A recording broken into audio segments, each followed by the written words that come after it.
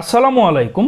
Kuwait সফর শেষে দেশে ফিরলেন বাংলাদেশ সেনাবাহিনী প্রধান জেনারেল ওয়াকারুজ্জামান ও তার 5 সদস্য বিশিষ্ট একটি সামরিক প্রতিনিধি দল। 3 দিনের কুয়েত সফরে সেনাপ্রধান জেনারেল ওয়াকারুজ্জামান কুয়েত সশস্ত্র বাহিনীর ভারপ্রাপ্ত চিফ অফ স্টাফ, কুয়েত প্রতিরক্ষা মন্ত্রণালয়ের সচিব এবং কুয়েত ন্যাশনাল গার্ডের সচিব সহ কুয়েতের উচ্চপদস্থ সামরিক কর্মকর্তাদের সঙ্গে সৌজন্য সাক্ষাৎ করেন।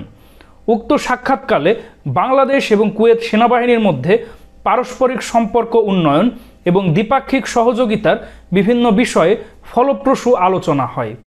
উল্লেখ্য যে কুয়েতের আমির উপসাগরীয় যুদ্ধে বাংলাদেশের অংশগ্রহণ এবং পরবর্তীতে অপারেশনস কুয়েত পুনর্গঠনে বাংলাদেশ সশস্ত্র বাহিনীর বিশেষ অবদানের জন্য আন্তরিক কৃতজ্ঞতা প্রকাশ করেন। কুয়েত সফরকালে সেনাপ্রধান জেনারেল ওয়াকারুজ্জামান কুয়েতে বাংলাদেশ মিলিটারি কন্টিনজেন্টস বা বিএমসি এর সদর দপ্তর পরিদর্শন সহ এর গুরুত্বপূর্ণ কর্মকাণ্ড সম্পর্কে অবহিত হন এবং প্রয়োজনীয় দিক নির্দেশনা প্রদান করেন।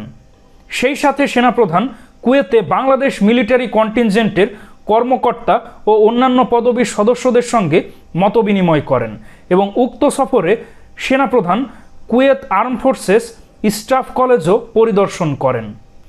সেনাপ্রধানের এই সফরের মধ্য দিয়ে কুয়েতে বাংলাদেশ হতে দক্ষ জনবল নিয়োগ এবং অপারেশনস কুয়েত পুনর্গঠনে নিয়োজিত বাংলাদেশি সদস্যদের মনোবল বৃদ্ধি সহ বাংলাদেশ এবং কুয়েত সশস্ত্র বাহিনীর মধ্যে বন্ধুত্বপূর্ণ সম্পর্ক আরও এক ধাপ এগিয়ে যাবে বলে আশা করা যাচ্ছে।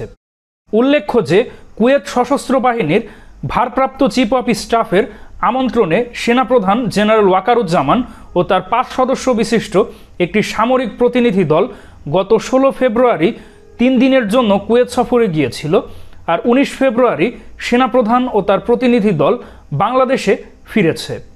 তো সেনাপ্রধান ও তার প্রতিনিধি দলের কুয়েত সফরে কি আলোচনা হয়েছে, তো এই বিষয়ে বাংলাদেশ সেনাবাহিনী এবং আইএসপিআর এর পক্ষ থেকে এ সকল বিষয় বলা হয়েছে।